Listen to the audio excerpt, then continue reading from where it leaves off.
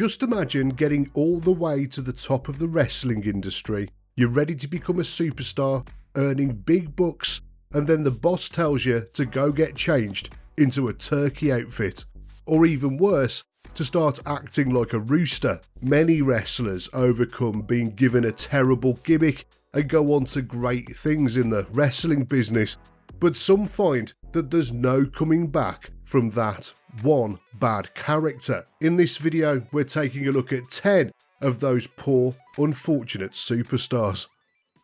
The WWF loved ridiculous, over-the-top gimmicks back in 1995, and Fantasia was no different. Fantasia was an illusionist who performed various tricks during his matches, and that was inspired by the man behind the gimmick, Harry Del Rios, and the fact that he was a real-life amateur magician. Del Rios was the WWF's first ever developmental wrestler, and he worked in Memphis under the name The Spellbinder, which is actually a better name than what he ended up with. Fantasia debuted on WWF TV in June 1995 and lasted for just one match, despite being pretty good in the ring. So why did Fantasia do a vanishing act so soon after debuting? Well, the story goes that Mark Calloway wasn't too pleased with the gimmick, as he felt that it mirrored The Undertaker too closely, which was a bit of an odd complaint, considering the two gimmicks are nothing like each other. But nonetheless, the show came to a premature end for Fantasia, and it was the end of the line for Harry Del Rios too, as he never reappeared on the WWF roster. Perry Saturn had an incredible career during the late 90s and early 2000s, as he was one of those lucky wrestlers who appeared for ECW, WCW and the WWF during that time period.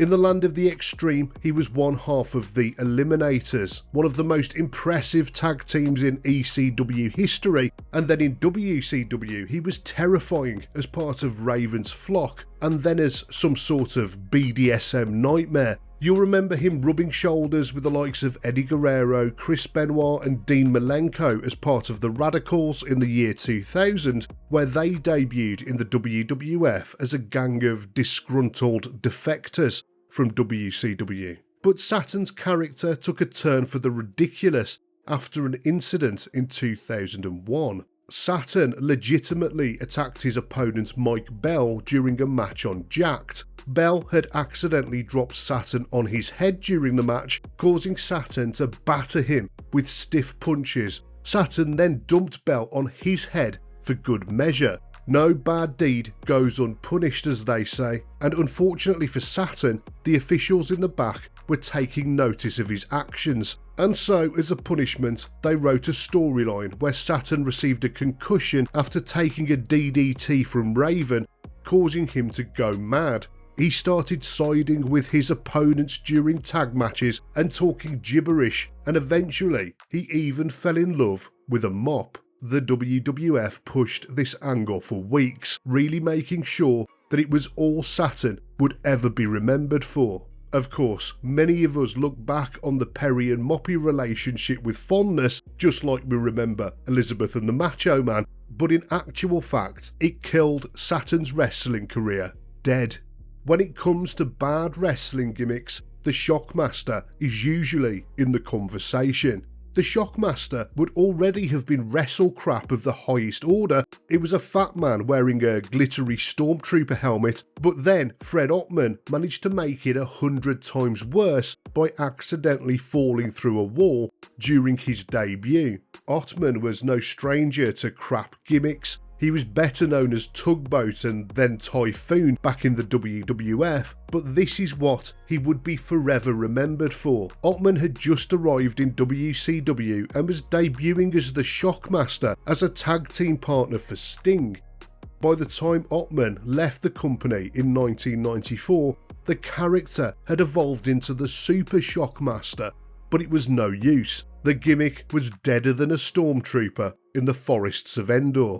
And Otman's career didn't do much better either. After a brief return to the WWF, that was the end of his mainstream wrestling career. For a couple of years, Mike Awesome was the man in ECW. He dominated the main event scene in 1999 and early 2000, where he was a very believable World Heavyweight Champion and earned the nickname of the Gladiator. Awesome left ECW fans in awe as he took huge risks in matches against the likes of Japanese nutter Masato Tanaka, and we all assumed that the future of wrestling was going to be awesome and really, really dangerous. When ECW started to go down the tubes, he jumped to WCW, where Vince Russo had taken over writing the storylines.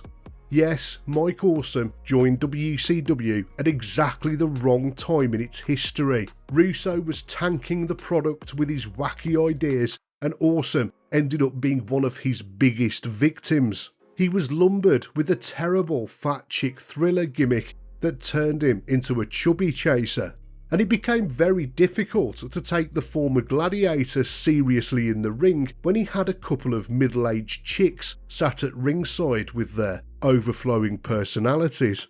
Then Awesome received some good news and some bad news. The good news was that they were scrapping the gimmick. The bad news was they were replacing that gimmick with something even worse.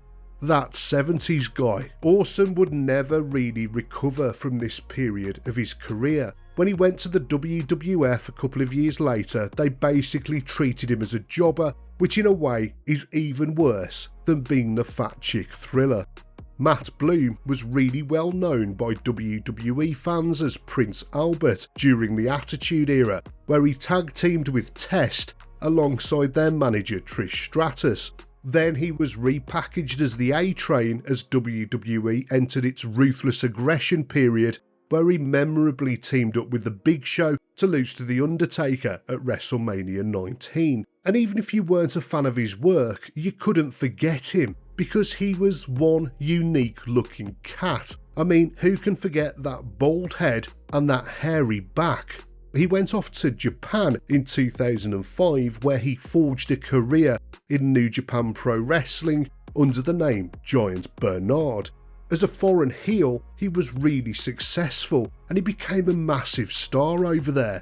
So when he came back to WWE about 10 years later, they repackaged him once again, this time as Lord Tensai. WWE seemed really invested in getting Tensai over as a major heel on the roster, as they played vignettes for weeks before his debut, and then when he did debut, they put him on a big winning streak.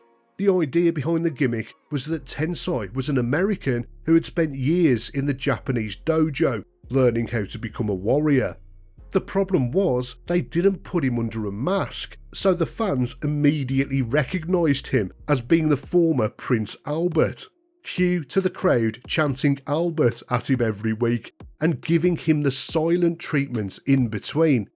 Oh, and they sometimes still chanted "shave your back" at him, even though he'd shaved his back, oddly enough. Sadly for Matt Bloom, it didn't matter how famous he was in Japan. The American fans were not buying A-Train as a main event heel under any circumstances. After a few months, WWE turned him into a comedy character, and then he retired altogether.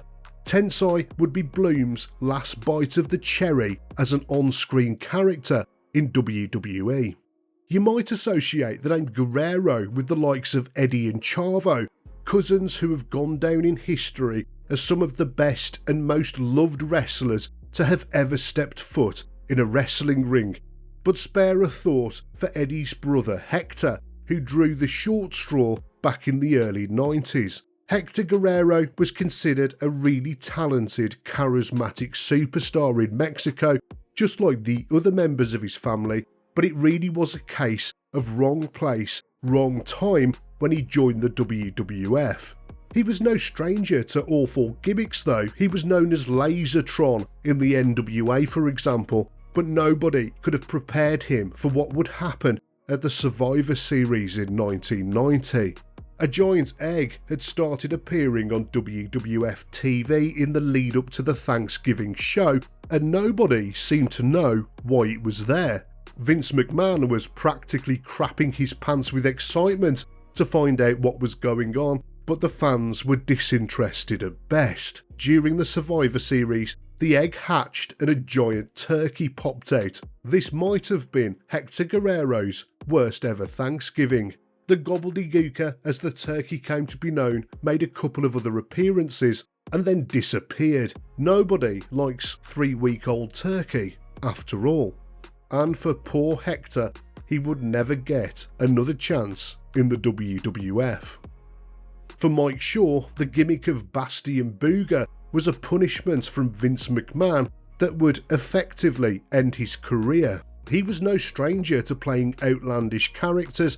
He'd been known as Norman the Lunatic in WCW, where he wrestled for 2 years as a former mental asylum patient. But when Shaw joined the WWF in 1993, it was as Friar Ferguson, a mad monk, but they were forced to drop that gimmick when they had complaints from the Catholic Church of New York, and so finally he was given the gimmick of Bastion Booger, allegedly as a punishment for his weight. Booger was meant to be a repulsive slob, wearing a grotty old grey singlet to the ring. The fact that he lost his debut match to Virgil says it all about the WWF's attitude towards him. Booger lasted just over a year on the roster before leaving the company, and he would never appear for a major wrestling promotion ever again.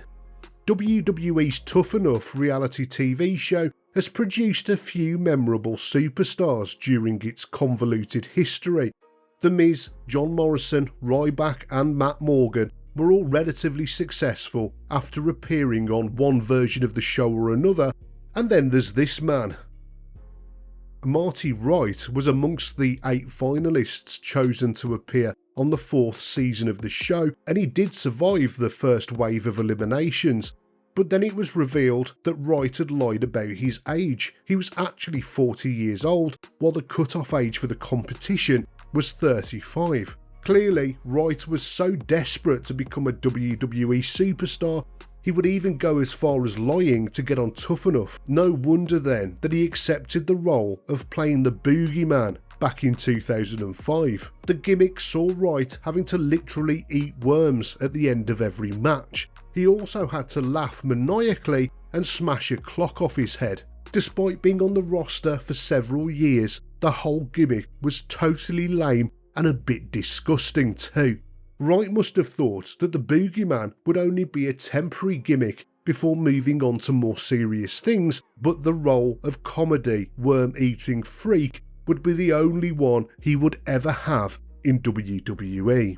Terry Taylor was building a successful career for himself before he joined the WWF. He'd found success in various regional promotions, including the NWA and Mid-Atlantic, and the future looked bright for young Terry. He had charisma, he was pretty good in the ring, and people thought that Vince McMahon was going to turn him into a real superstar. Well, he ended up going down in WWE history, that's a fact, but for all the wrong reasons. The Red Rooster involved Taylor sporting a red streak in his spiked hair and mimicking the movements and sounds of a rooster.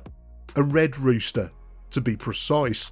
It was possibly the worst gimmick in the history of professional wrestling, and it was just so embarrassing to watch. Allegedly, Taylor was given the gimmick as a punishment for being a tattletale backstage. Rumour says that he had a big mouth, especially around the management, and so the management decided to make him pay with his career. He ended up portraying the gimmick for a couple of years, and then he escaped from his WWF contract at the first opportunity, but he could never escape the stigma of being the Red Rooster. When the WWF bought WCW in 2001, there were many victims, and DDP was one of the biggest. By the time WCW folded, he was a 2-time US champion, a 4-time tag team champion, and a 3-time world heavyweight champion. He was one of the company's few homegrown superstars, and he was wildly popular from about 1996 onwards. DDP's character in WCW was basically an extension of himself. Loud, brash and high energy. The man oozed charisma, and he was pretty good between the ropes too. He signed with the WWF in 2001, and nobody expected him to debut in the way that he did. In May 2001, The Undertaker was in a bit of bother. Someone was stalking his missus, recording her via his camcorder. It was a lame storyline from the moment it started, and everyone was very sad to see DDP revealed as the stalker. When he tore the mask off, he actually got a really great pop from the crowd, but the fans' enthusiasm for him would quickly disappear. The stalker gimmick was totally against type for DDP, but he still tried his hardest to make it work. Although it didn't really matter who would have ended up playing the role of the stalker, because the storyline was lazy trash that didn't make any sense. After his feud with The Undertaker came to an end, DDP was demoted to the lower mid-card for the rest of his WWF career. He was released from the company in 2002, and despite a couple of appearances for TNA, this effectively was the end of his mainstream wrestling career. What a waste of a great talent.